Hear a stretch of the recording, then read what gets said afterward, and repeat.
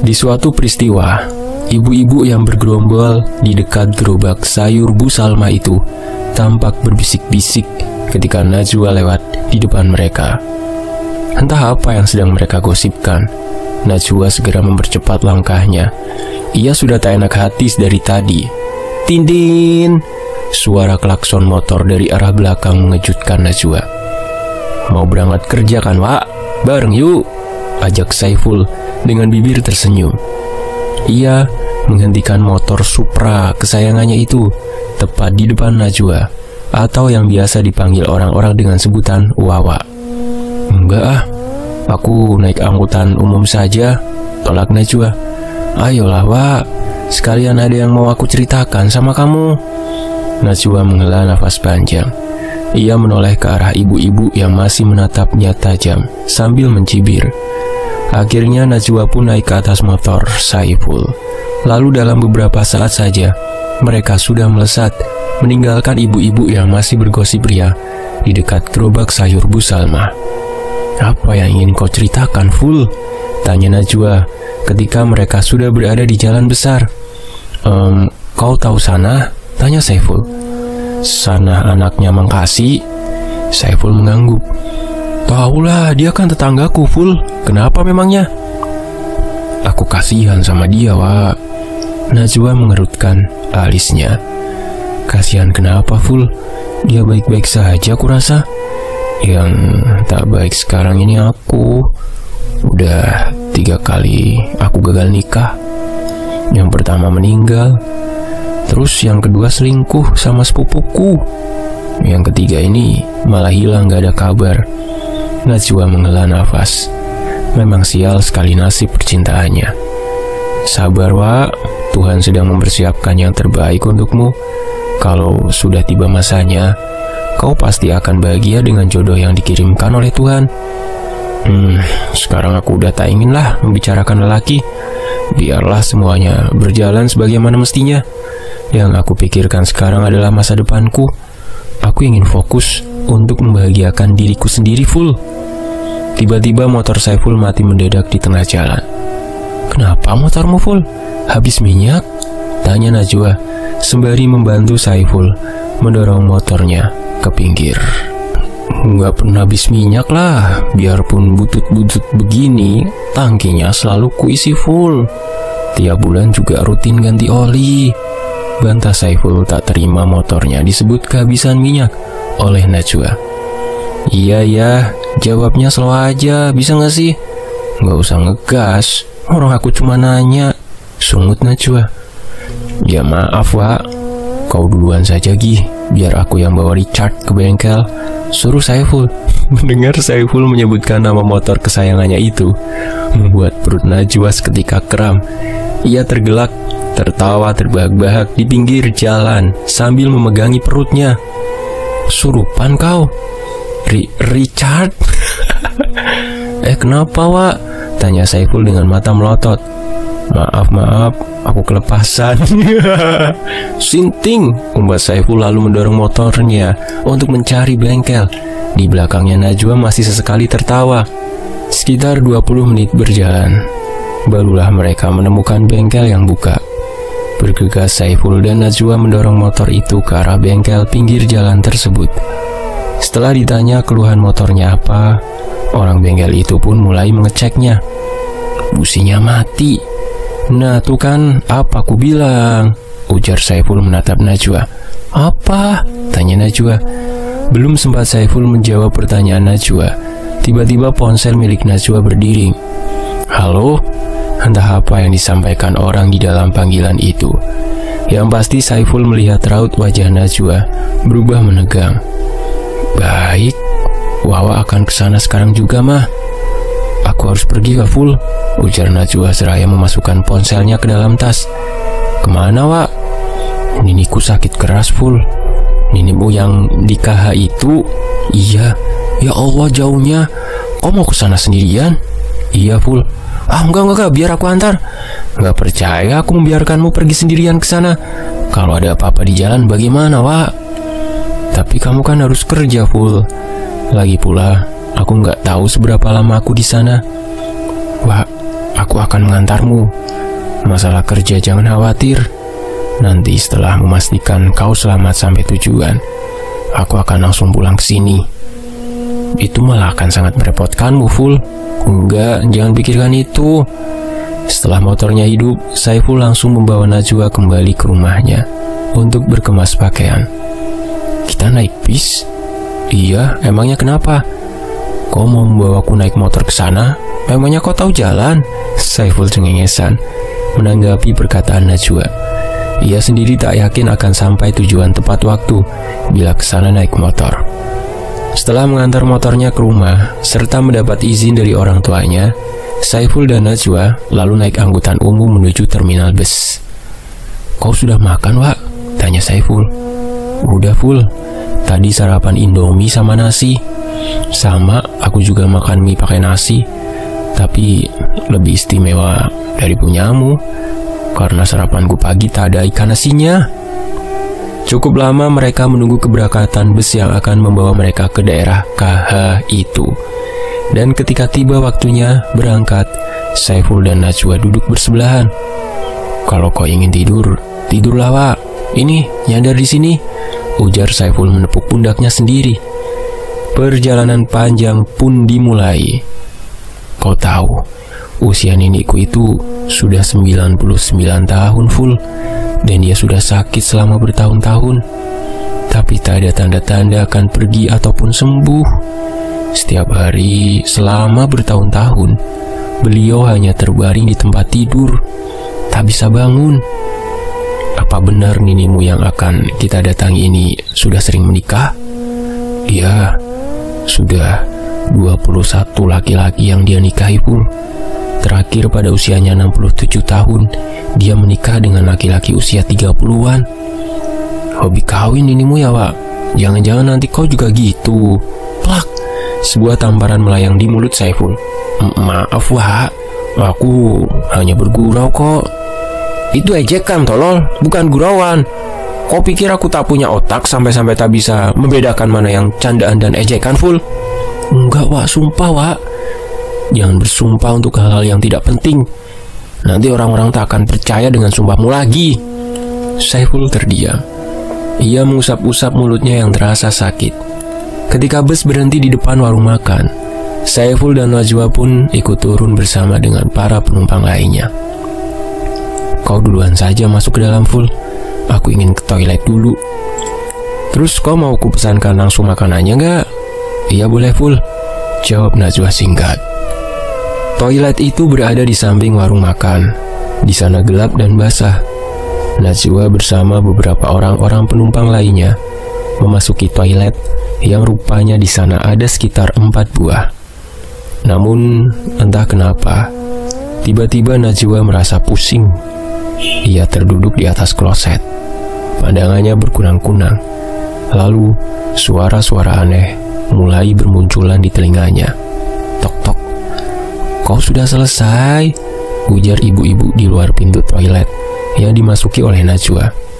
Namun tak ada jawaban, hingga mereka akhirnya memanggil seorang laki-laki yang bekerja di warung tersebut. Ketika pintu dibuka, rupanya Najwa sudah dalam kondisi tak sadarkan diri. Mereka membawanya ke depan dan berusaha untuk menyadarkan Najwa. Melihat orang-orang yang ramai di luar, Saiful bergegas menghampiri mereka, dan ia begitu amat sangat terkejut kala melihat Najwa yang sudah pingsan.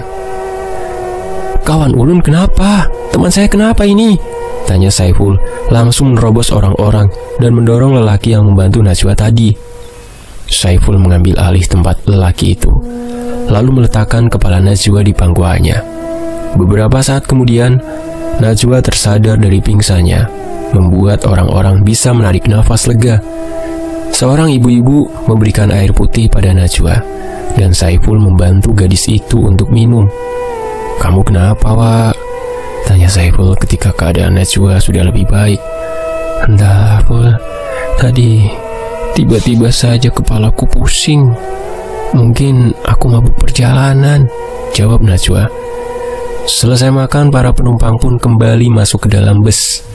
Yakin kau baik-baik saja? Nggak sakit kan? Tanya Saiful. Najwa mengangguk.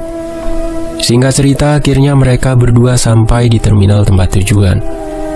Abis ini kita naik apa lagi, Wak?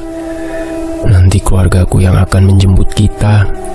Desa Niniku itu terpelosok full. Mobil tak bisa masuk sana saat musim penghujan begini. Saiful mengangguk.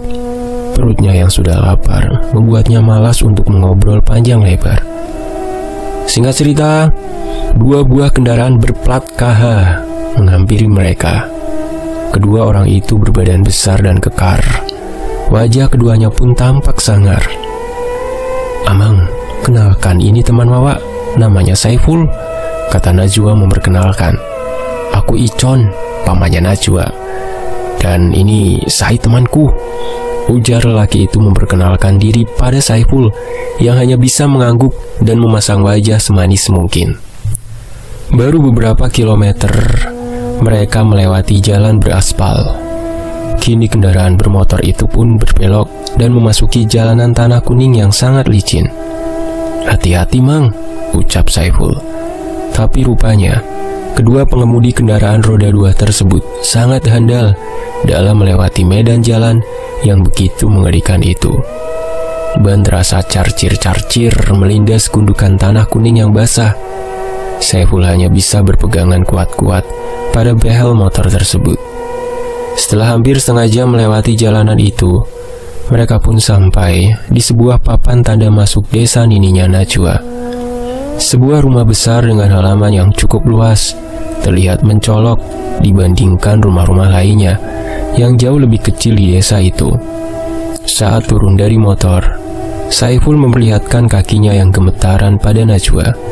Di depan pintu, sudah berdiri orang tua Najwa yang menyambut kedatangan mereka. Saiful pun ikut. "Iya, Cil, saya nggak tega lihat Wawa sendirian kesini. Takut apa-apa terjadi sama dia," jawab Saiful sembari menyalami ibunya Najwa. "Terima kasih banyak ya, Ful, sudah mau menemani Najwa. Acil pun sebenarnya khawatir kalau dia sendirian kemari. Untungnya ada kamu yang ikut menemani." Saiful mengangguk sambil tersenyum. Mereka disuruh masuk ke dalam rumah dan langsung disuruh makan oleh ibunya Najwa. Ikan lais goreng dengan sayur pucuk singkong rebus dan sambal mantah membuat Saiful langsung menelan ludah. Akhirnya perutnya yang sudah sedari tadi keroncongan bisa segera terisi dengan makanan sederhana yang sangat nikmat tersebut. Najwa pun sampai geleng-geleng kepala melihat Saiful yang sudah berkali-kali tambah nasi. "Rakusnya kamu, Ful?" ejek Najwa. "Masakan ibumu terlalu enak, Wak. Ayo kau juga tambah nasinya, jangan malu-malu, Wak," ujar Saiful. "Ini rumah niniku, mana mungkin aku malu-malu," jawab Najwa. Selesai makan, Saiful langsung disuruh beristirahat di sebuah kamar oleh ibunya Najwa. Sementara Najwa sendiri, ia masuk ke kamar sang nenek. Wanita tua renta dengan tubuh kurus kering seperti hanya tinggal kulit yang membalut tulang-tulangnya itu berbaring di atas kasur. Wangian pengar seperti balsem, minyak angin, dan bau aneh lainnya jadi satu di dalam kamar itu. "Nini, ini Wawa datang nih," ucap Najwa pelan seraya memegang tangan neneknya. Wanita tua itu merespon dengan suara mirip geraman. Matanya terbuka. "Beliau sudah tidak bisa berbicara lagi, Wak," kata ibunya yang baru saja masuk ke dalam kamar. Najwa sangat kasihan dengan neneknya itu. Ia seketika kembali teringat masa-masa kecilnya dahulu. Jadi, ibu Najwa itu merupakan anak dari neneknya Najwa dengan suami keduanya. Sementara Icon yang tadi menjemput mereka adalah anak dari pernikahan ketiga neneknya. Dan kedua adik ibunya yang lain itu merupakan hasil pernikahan neneknya Najwa yang kelima. Setelah itu beliau sudah tak memiliki anak lagi dengan suami-suaminya yang lain. "Istirahatlah, Pak. Nanti ada yang ingin kubicarakan padamu," lanjut ibunya sembari menyentuh pundak Najwa yang saat itu tampak sedang melamun. Najwa menurut dan langsung beranjak dari duduknya. Ketika ia melewati kamar yang ditempati Saiful, ia mendengar suara Saiful yang sudah mendengkur. Di dalam kamarnya Najwa memandangi langit-langit kamar. Matanya seakan enggan terpejam. Ia kembali mengingat kejadian dahulu ketika kekasihnya berselingkuh dengan sepupunya, keponakan kandung ayah Najwa. Najwa menghela nafas, lalu mengambil buku novel yang belum selesai. Ia baca dari dalam tasnya. Novel cinta yang begitu romantis, tapi sayang, lelaki seperti itu hanya ada di dalam novel. Kalau di dunia nyata, entahlah, ia belum pernah bertemu. Di sisi lain, keluarga jauhnya Nini Wawa bernama Imah bercerita. Panggil saja beliau Nini Imah ya.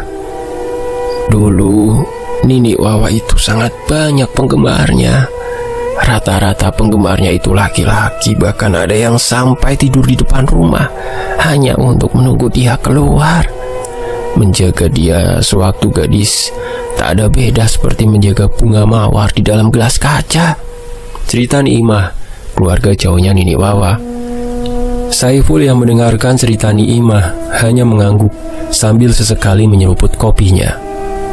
Berarti Nini Wawa pada masa mudanya cantik sekali ya, Ni? Cantik sekali. Wajahnya mirip artis ibu kota. Artis siapa itu namanya? Nini lupa. Iya, Citra Dewi. Saiful mengerjap-ngerjapkan matanya. Ia bahkan tak tahu siapa itu artis Citra Dewi. Mendengar namanya saja baru kali ini. Karena Saiful tak terlalu suka menonton film-film lawas, makanya dia tidak tahu banyak nama-nama artisnya. Pengetahuannya tentang artis jadul sangat terbatas. Yang ia tahu hanya Suzana dan Bang Haji Rhoma Irama, itu saja. Angguk-angguk aja dari tadi. Emangnya kau tahu siapa artis yang dimaksud ini, Ful? Ujar Najwa mencibir pada Saiful. Tahu kok, Wak. Yang main film sama Haji Rhoma Irama kan? Yang jadi apa coba? Ya jadi kekasihnya lah. Kau kira aku tidak tahu apa? Sontak saja jawaban Saiful mengundang gelak tawa dari Najwa. Tak henti-hentinya Najwa tertawa terbahak-bahak.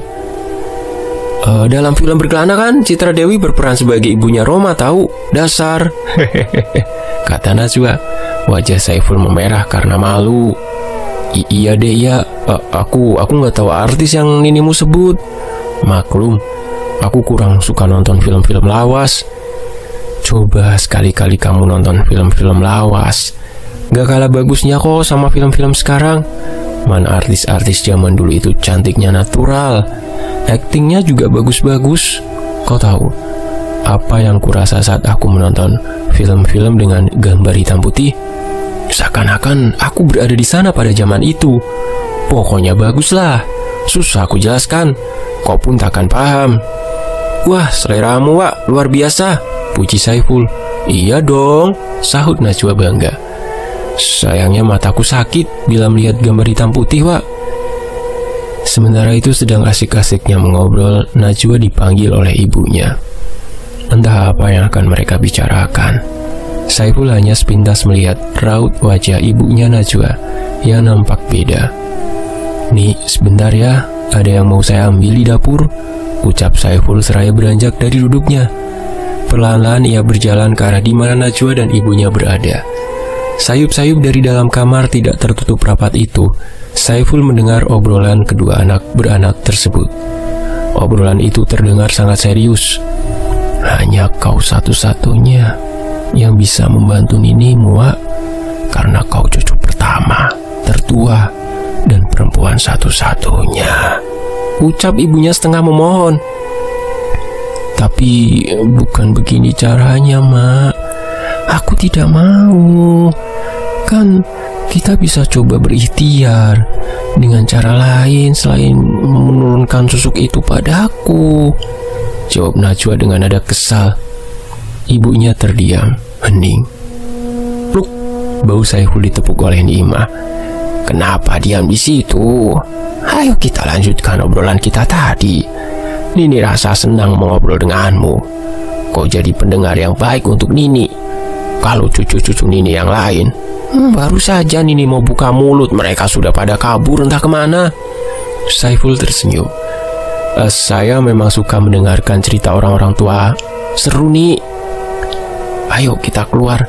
Nini akan ceritakan banyak kisah untukmu, ujar Niimah tanpa ragu, menarik tangan Saiful. Tak terasa 2 jam sudah berlalu. Najwa belum juga keluar. Sedangkan punggung Saiful sudah sakit karena terlalu lama duduk.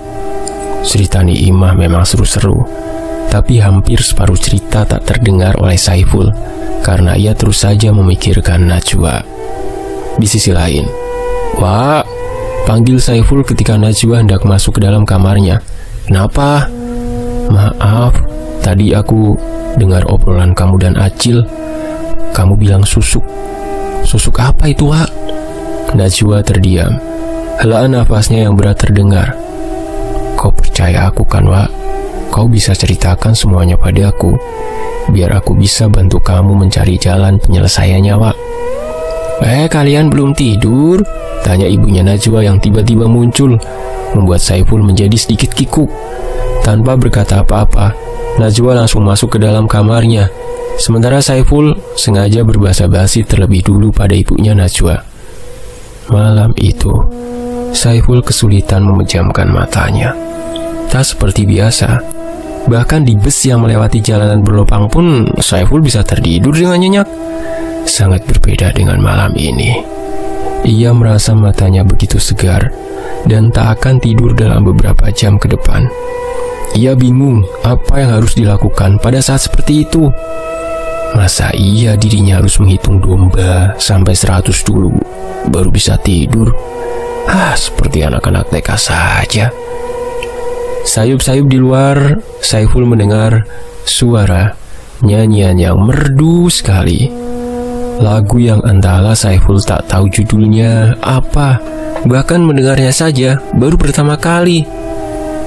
Rindu lukisan mata suratan, hatimu nan merindu, rindu bayangan nan meliputi para seri wajahmu.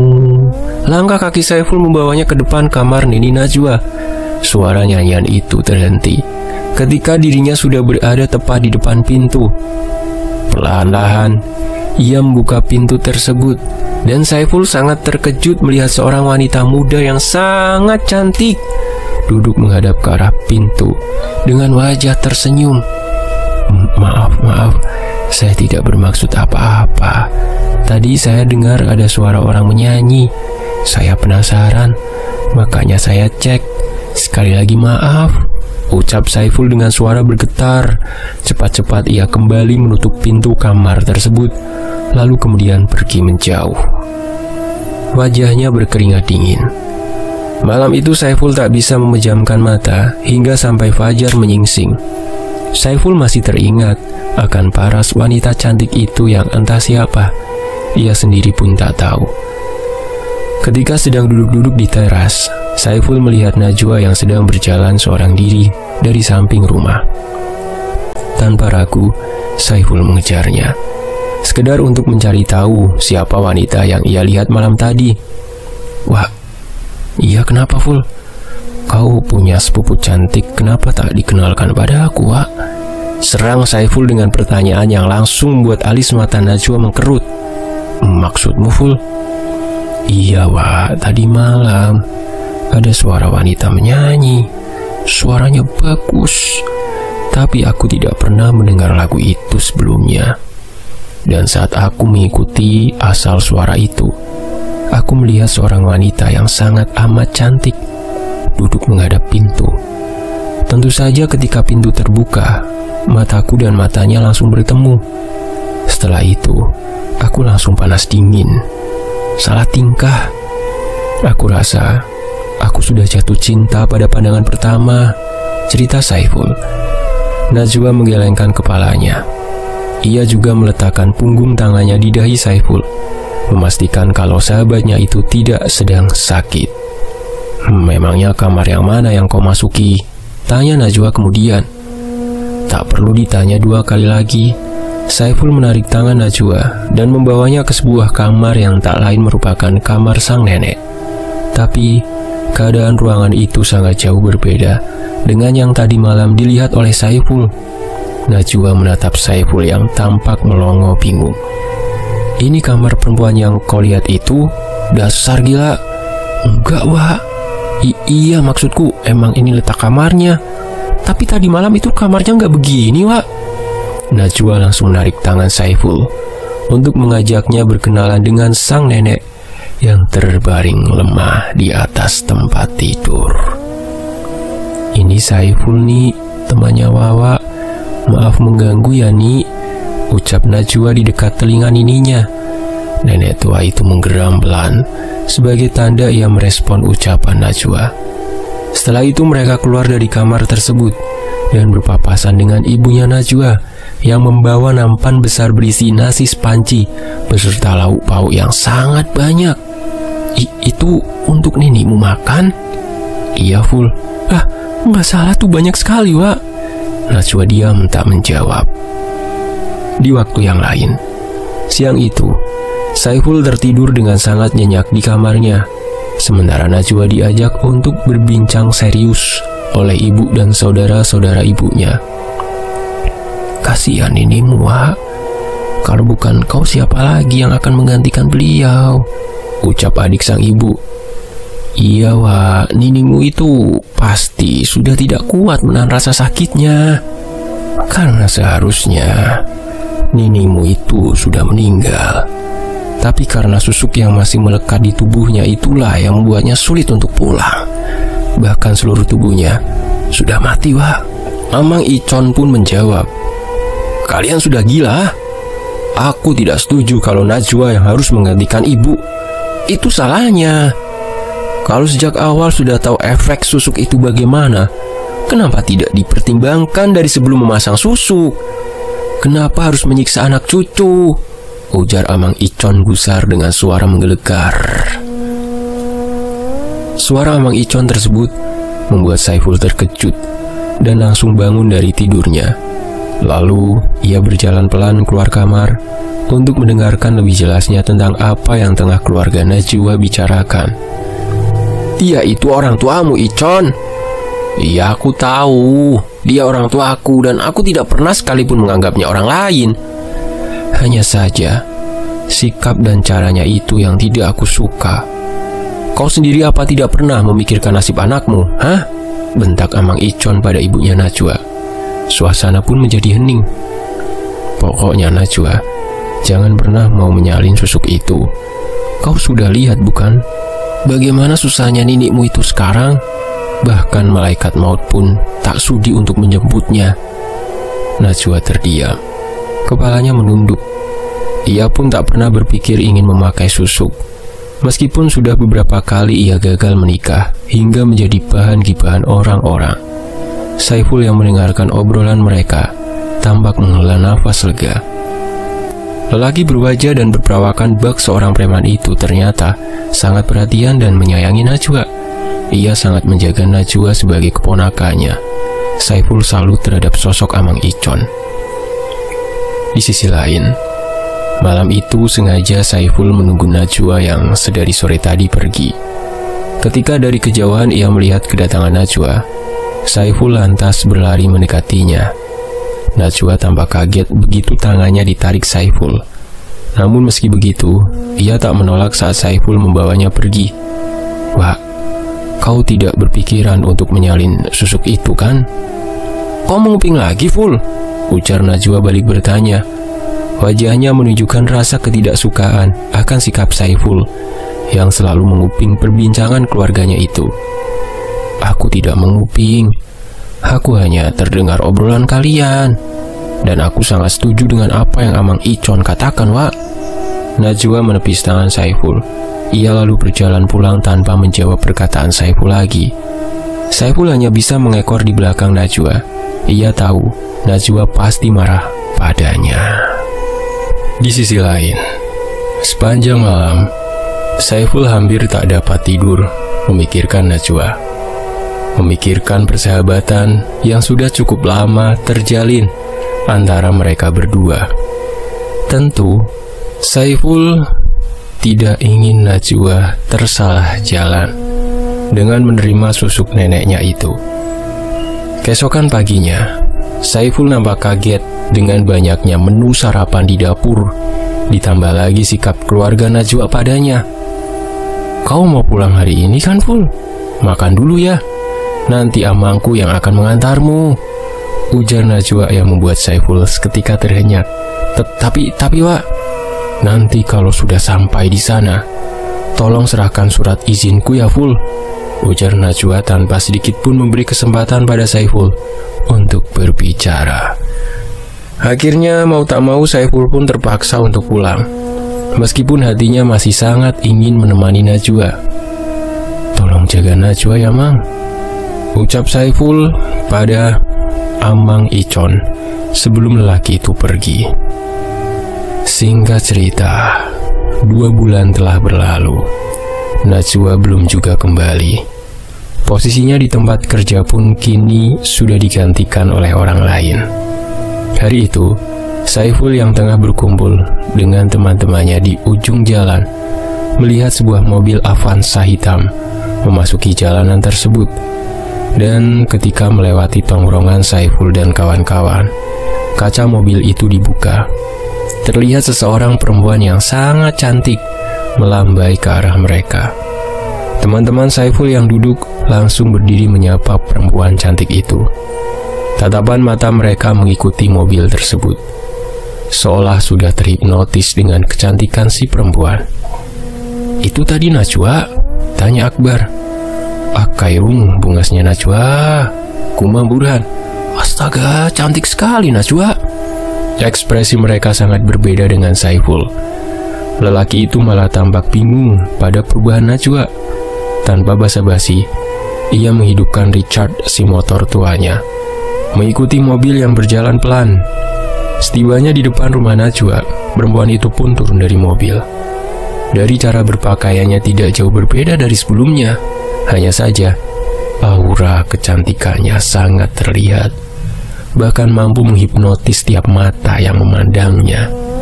Saiful memarkirkan motornya di pinggir. Lalu, ia berjalan menghampiri Najwa. "Hei," sapa Najwa dengan senyuman yang sangat mempesona.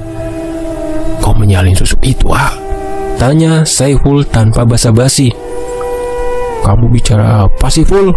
bentak Najwa. "Kalau iya jawab iya, kalau tidak jawab tidak, Wak.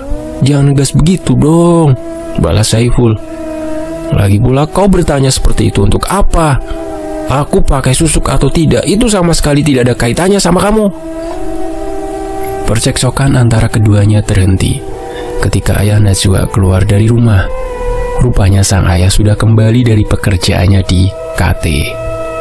Memang hampir 3 tahun ini, hubungan antara ayah dan ibu Najwa tidak lagi harmonis. Bila mereka bersama, pasti selalu ada celah untuk bertengkar.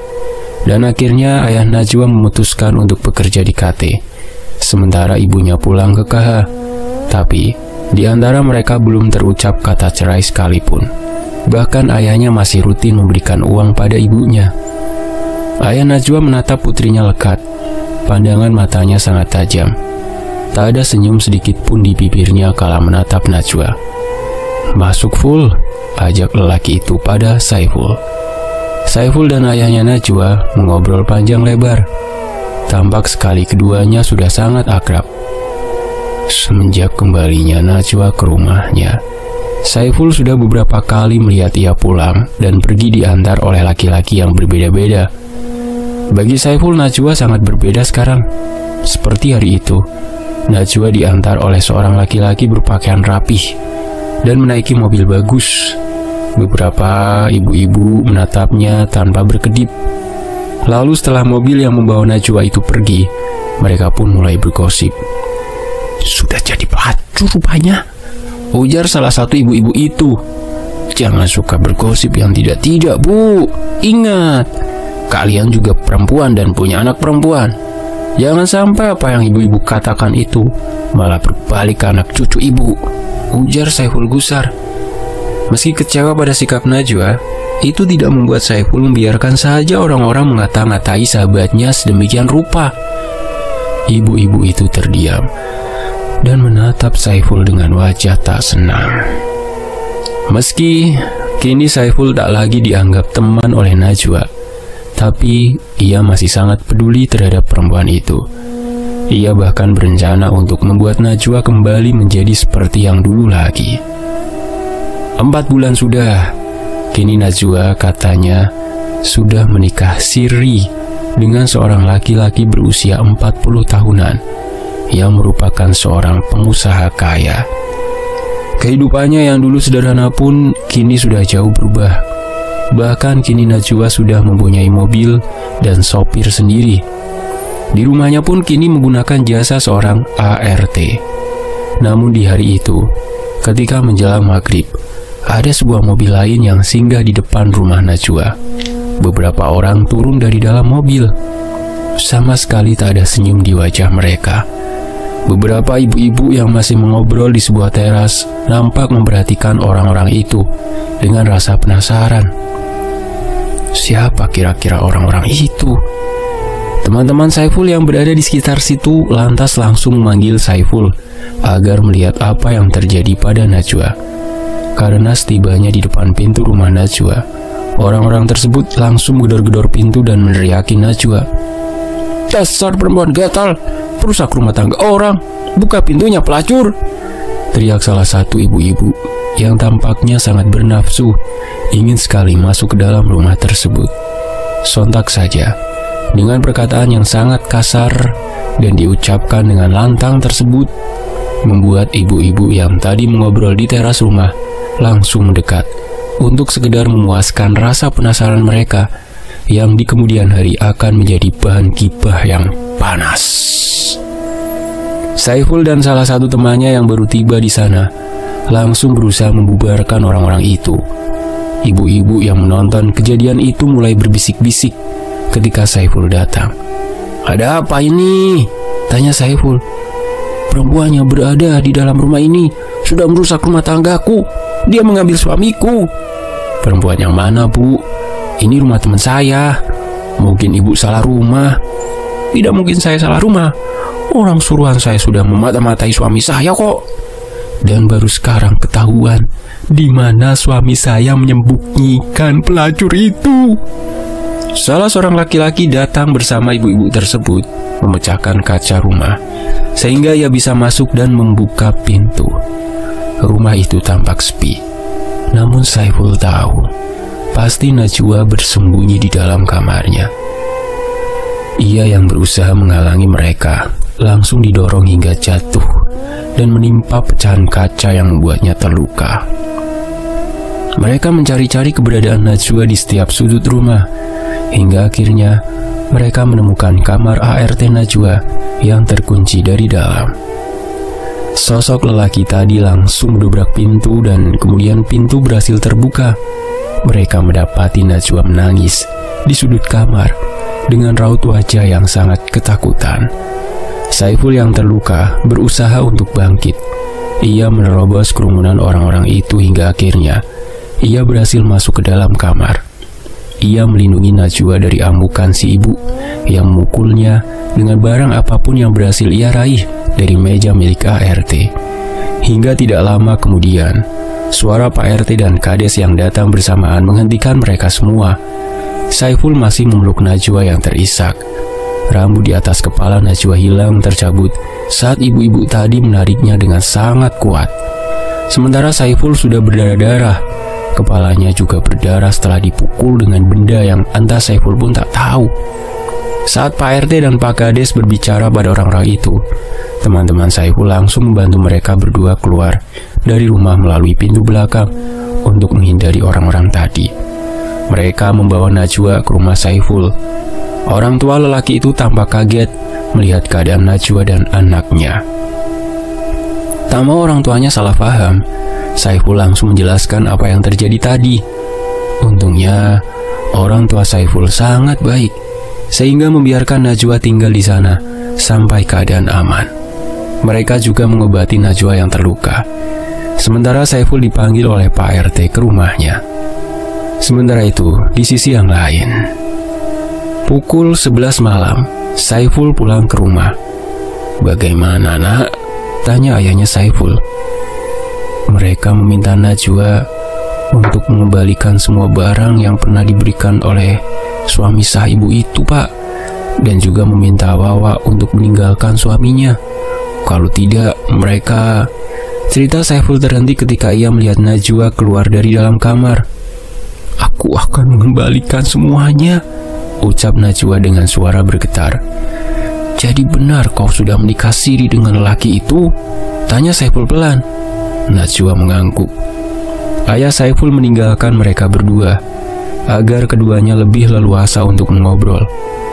"Dan apa benar dugaanku kalau kau juga sudah menyalin susuk itu?" Lagi-lagi Najwa mengangguk. Ia sudah tak ingin berbohong lagi pada Saiful, lelaki yang merupakan sahabat baiknya itu yang tulus menyayanginya. "Wak, kau sudah sangat berubah sekarang. Kenapa Wawaku yang dulu? Kemana?" Najwa menunduk. Ia mulai terisak. "Aku menyesal, Ful," isaknya. Saiful terdiam. Hanyalah nafasnya yang terdengar. "Tidurlah untuk beberapa hari ke depan. Kau jangan pulang ke rumah dulu. Tinggal saja untuk sementara di sini demi keamananmu," ujar Saiful akhirnya. Lalu lelaki itu merebahkan tubuhnya. Ia meletakkan lengan ke atas dahinya. "Ayahmu sangat menyayangimu, Wak. Itulah sebabnya dia sangat marah ketika tahu kau sudah menyalin susuk itu," ucap Saiful ketika Najwa akan beranjak dari duduknya. Saiful membalikkan tubuhnya membelakangi Najwa. Najwa tahu Saiful pasti sangat kecewa padanya. Keesokan paginya, Najwa diajak sarapan bersama orang tua Saiful. Tapi di sana hanya ada mereka bertiga saja. Saiful pagi-pagi sekali entah pergi kemana. Selesai sarapan, ayah Saiful pergi ke sawah. Sementara itu ibunya Saiful mulai beberes rumah dan memberi makan ayam-ayam peliharaan mereka. Najwa membantu ibunya Saiful mencuci piring kotor dan menyapu. Sekitar pukul 9-an, Saiful datang bersama lelaki yang semalam datang ke rumah Najwa. Lelaki itu meminta surat-surat mobil dan barang-barang yang pernah diberikan suami siri Najwa padanya. Dengan ditemani Saiful, Najwa kembali ke rumahnya, mengambil semua barang-barang itu lalu menyerahkannya pada si lelaki. Setelah mengambil semua barang-barang itu, ia juga memperingatkan Najwa untuk tidak lagi mendekati suami si ibu yang merupakan kakaknya. Najwa terduduk lemas. Kakinya serasa tak mampu lagi untuk menopang beban tubuhnya. "Hidupku sudah hancur, Ful," ucapnya terisak. "Wak, kau bisa memulainya semua dari awal lagi, Wak. Aku yakin kau cukup kuat untuk menghadapi ini semua." Semenjak kejadian itu, Najwa menjadi lebih sering mengurung diri di dalam rumah. Ia tak tahan dengan omongan ibu-ibu di sekitarnya yang terus saja menyebutnya pelacur. Ia juga mulai merasa tak nyaman dengan sapaan-sapaan genit bapak-bapak komplek yang sebelumnya ia tak terlalu menanggapi itu semua. Hari itu ketika Saiful datang ke rumahnya, Najwa sedang duduk sambil menangis di dekat jendela. Wajah wanita itu kini terlihat pucat. Saiful meletakkan rantang bawaannya dan menyuruh Najwa untuk makan, karena ia tahu Najwa pasti belum makan. "Makan dulu, Wak. Ini tadi ibuku menyuruhku mengantar makanan untukmu." "Aku rasanya ingin mati saja, Ful." "Hush, gak boleh ngomong gitu, Wak," tegur Saiful. "Aku takut aku gak cukup kuat untuk menghidupi anak ini, Ful." Isak tangis Najwa pecah. Sementara Saiful langsung melotot. Alisnya pun ikut berkerut. "Maksudmu, Wak?" "Aku hamil." Saiful terhenyak. Ia kaget dan tak menyangka. Tapi untuk beberapa saat kemudian, ia langsung menenangkan Najwa. "Kalau kau bersedia, aku akan menikahimu, Wak." "Tidak semudah itu, Ful. Apalagi aku belum ditalak." Lelaki itu menghilang tanpa kabar. "Kau tahu alamatnya? Biar aku cari dia, Wak." "Yang aku tahu cuma alamat kantornya, Ful." "Kalau begitu berikan alamatnya, biar aku ke sana." "Anak yang kau kandung itu tak bersalah, Wak. Ayahnya harus tahu dan bertanggung jawab. Kalaupun memang dia tidak mau lagi denganmu, aku siap menggantikannya," ucap Saiful mantap. Tapi aku tidak mau menyusahkan kamu, Ful. Terlebih lagi karena kau menikahiku karena rasa kasihan. Aku takut kau tak bahagia. Dan itu pasti kau tak akan bahagia. Jalan hidupmu masih panjang, Ful. Aku tak mau kau terperangkap hidup bersamaku, menafkahi anak yang jelas-jelas bukan anakmu. Wak, tapi aku tulus menyayangimu, Wak. Kau saja yang tak menyadari itu. Dan sekarang bila aku sudah mendapatkan kesempatan itu, aku tak ingin menyia-nyiakannya. Aku berjanji akan menjaga dan menyayangi kalian. Aku sayang kamu, Wak. Najwa tak menyangka Saiful begitu baik dan tulus padanya. Kemana ia selama ini, sehingga tak bisa menyadari bahwa laki yang ia cari-cari selama ini ternyata berada dekat, sangat dekat dengannya.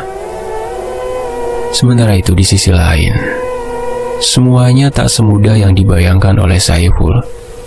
Meski sudah bertemu dengan suami siri Najwa, tapi lelaki itu sama sekali tak mau menceraikan istri sirinya. Dia tetap bersikeras mempertahankan Najwa. Meskipun ia tahu kalau mereka tetap bersama, maka sama artinya dengan menempatkan Najwa dalam bahaya. Keputusannya itu hampir memancing amarah Saiful.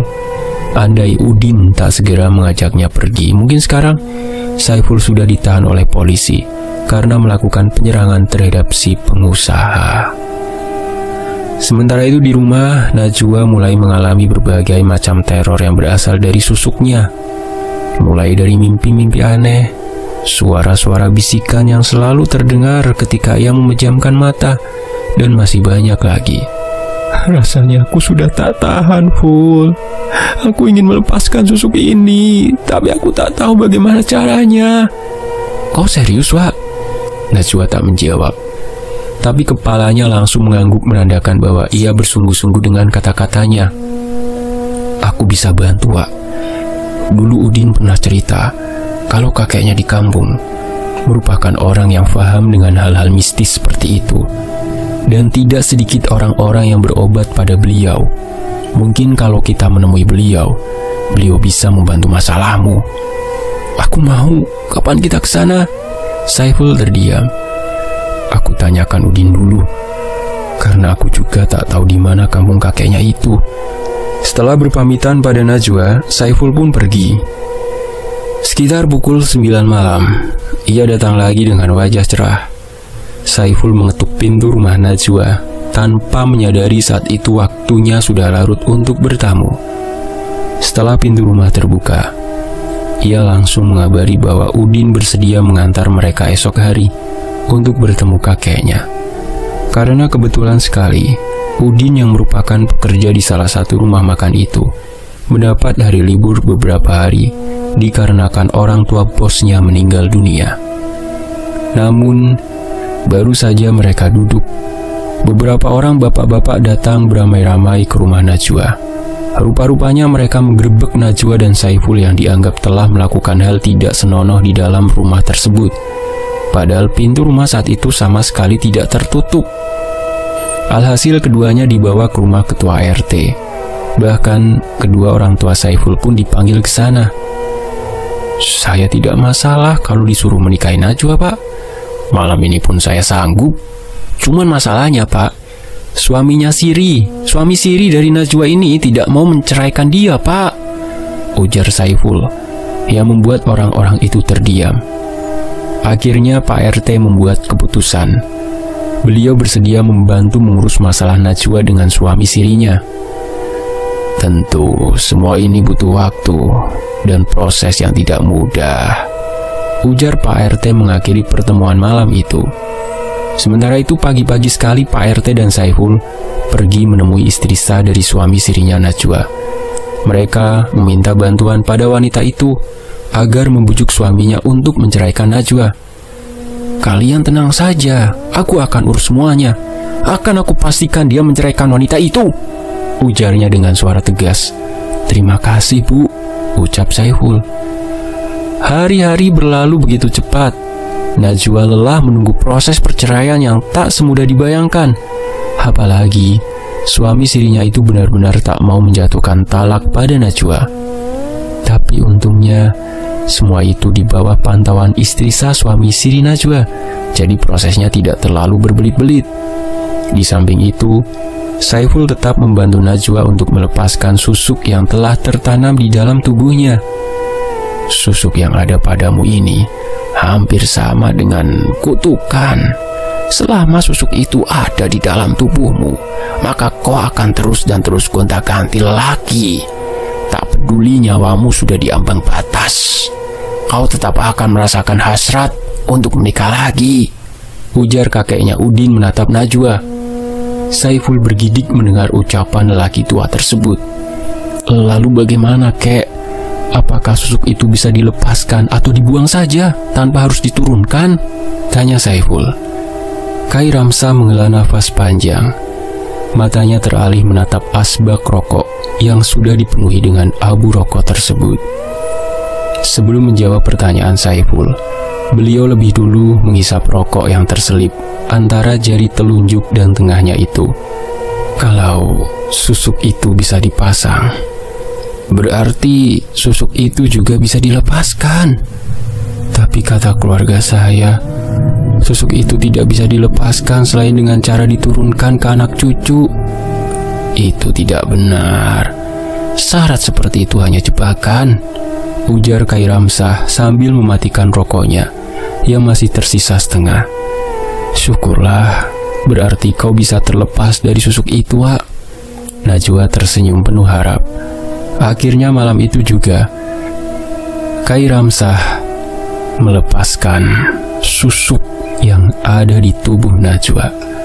Najwa disuruh berbaring di atas kain hitam dan hanya mengenakan tapih. Tapi itu sejenis kain panjang yang melilit tubuhnya sebatas dada. Susuk itu ada di beberapa bagian tubuh. 3 di bagian wajah seperti mata hagi, jarak antara 2 alis. Lalu ada di mulut atau bibir dan ada di dagu. Sementara itu di bagian bahu serta dada juga ada.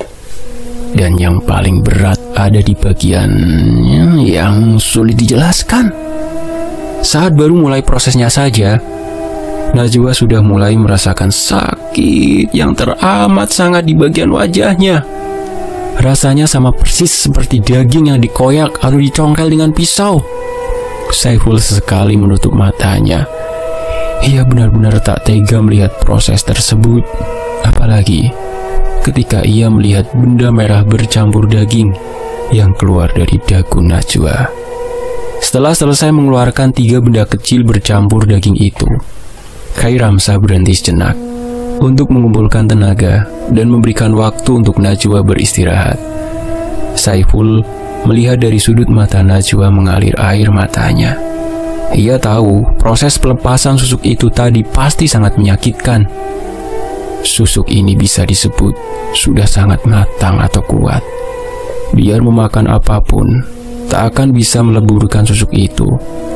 Pasti bukan orang sembarangan yang memberikan susuk ini, karena susuk ini termasuk susuk yang langka. Tidak seperti kebanyakan susuk yang akan sangat mudah melepaskannya. Proses pelepasan kembali dilanjutkan. Ketika di bagian dada, Najwa meringis dan memohon untuk dihentikan karena ia sudah tidak kuat menahan rasa sakit itu. Kai Ramsah menatap Saiful seperti tengah mengatakan sesuatu dari gerakan matanya. Tapi Saiful yang tak memahami jenis-jenis perkodean itu tentu tak tahu apa maksud gerakan mata si kakek. Kenapa, Kai? Setelah Saiful bertanya seperti itu, akhirnya Kai Ramsah berhenti. Ia menarik nafas berat. Sepertinya ada sesuatu yang tengah terjadi. Ambilkan air putih itu, ujarnya menunjuk pada gelas air putih yang sudah terbuka sejak tadi. Setelah menerima gelas berisi air tersebut, Kai Ramsah langsung memberikannya pada Najwa. Dan beberapa kali beliau mengusapkan air tersebut pada wajah Najwa hingga akhirnya Najwa kembali tenang. Lalu proses pelepasan susuk itu pun kembali dilanjutkan. Singkat cerita, beberapa saat kemudian semua susuk yang terpasang di tubuh Najwa berhasil dilepaskan. Tapi setelahnya Najwa merasa sangat kelelahan. Sakit di sekujur tubuhnya sangat terasa, sehingga malam itu mereka terpaksa menginap di rumah Khairamsah. Oleh Khairamsah, Najwa dan Saiful dinasehati tentang banyak hal baik. Dan keesokan harinya, ketika akan pulang, Najwa diberikan air putih di dalam sebuah botol yang diharuskan meminumnya sampai habis. Keadaan mulai membaik. Namun, sekitar seminggu setelah pelepasan susuk tersebut, wajah Najwa mulai ditumbuhi jerawat. Awalnya hanya 1 atau 2 jerawat yang muncul. Namun lama-kelamaan, jerawatnya mulai semakin bertambah banyak. Ketika diperiksa ke dokter, kata dokter itu hal wajar, karena saat itu Najwa tengah hamil. Singkat cerita, kehamilan Najwa kini sudah memasuki usia 9 bulan. Setiap hari-harinya selalu ada Saiful yang menemani. Bahkan Najwa sendiri kini sudah tinggal di rumah Saiful. Karena seperti kata ibunya Saiful, beliau bisa mengawasi Najwa yang tengah hamil besar itu kapanpun. Jadi Najwa akan aman selama tinggal di sana. Saat tiba waktunya melahirkan pun, Saiful selalu berada di dekat Najwa untuk menemaninya, memegang erat tangannya. Meski bukan anak dari Saiful, tapi orang tuanya sangat menyayangi anak Najwa, sama seperti menyayangi cucu kandung mereka. Najwa pun dijaga seperti anak sendiri. Pantangan-pantangan ibu setelah melahirkan pun Najwa jalani dengan hati bahagia. Meski ia dilarang makan ini dan itu oleh ibunya Saiful, dengan alasan kesehatan. Karena memang ibu yang baru melahirkan tak boleh makan makanan berminyak dan berbagai macam makanan lainnya yang termasuk dalam makanan pantangan. Tapi tak jarang Saiful membelikan makanan-makanan yang ingin Najwa makan secara diam-diam. Seperti malam itu, ia membawakan bakso, martabak terang bulan untuk Najwa. Ia mengantarnya pun melalui jendela kamar. Tanpa ia ketahui bahwa ibunya malam itu ada di kamar Najwa, tengah membantu Najwa untuk menidurkan bayinya. Mendengar Saiful yang meminta dibukakan jendela, ibunya langsung memberi kode pada Najwa untuk segera membukakan jendela.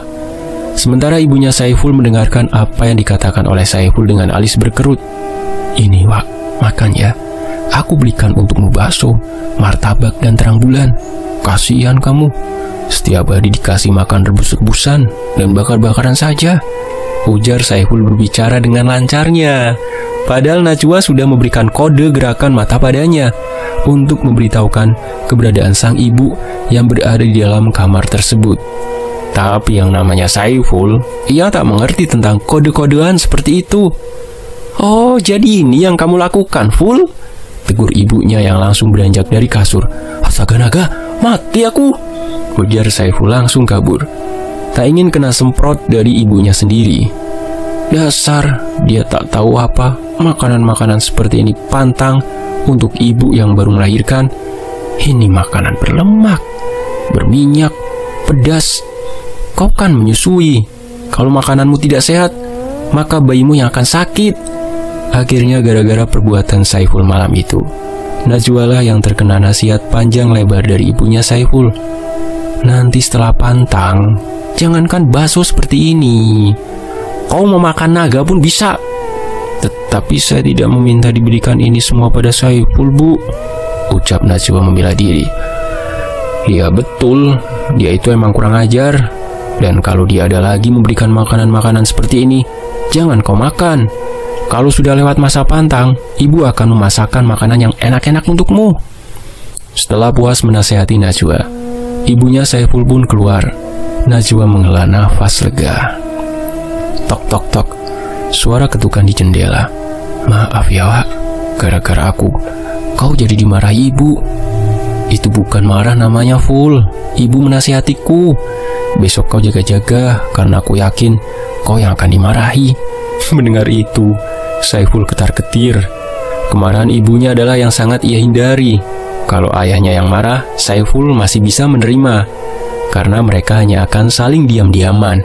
Itu pun kalau Saiful yang meminta maaf lebih dulu, maka marah ayahnya akan langsung hilang. Berbeda dengan ibunya yang akan memukul dengan benda apapun yang ada di sekitarnya. Dan tentu satu kesalahan Saiful itu akan diungkit ribuan kali oleh sang ibu. Benar saja keesokan paginya, Saiful dimarahi habis-habisan oleh ibunya. Bahkan wanita itu sesekali memukulkan sendok kayunya pada Saiful. Najwa yang melihat itu tampak tersenyum. Hangatnya keluarga ini, batin Najwa. Ketika usia anaknya sudah genap 6 bulan, Saiful melamar Najwa. Mereka menikah dengan sederhana. Ayah Najwa pun datang, tapi tidak dengan ibunya. Dari keluarga ibu Najwa, hanya Amang Icon yang datang. Meski begitu, hal tersebut tidak mengurangi kebahagiaan yang Najwa rasakan. Aku berikan dan serahkan tanggung jawab atas diri Najwa padamu. Dan tolong jaga serta sayangi dia sebagaimana aku menyayanginya, ucap ayah Najwa pada Saiful. Aku yakin kau akan mampu membahagiakan keponakanku ini, ujar Amang Icon. Setahun berlalu, Najwa kini melahirkan anak hasil buah cintanya dengan Saiful. Tapi kehadiran anak kedua Najwa itu sama sekali tak mengurangi kasih sayang keluarga Saiful terhadap anak pertama Najwa. Meskipun hidup dengan sederhana, tapi menjalani hidup dengan sangat bahagia. Dan kisah ini pun selesai.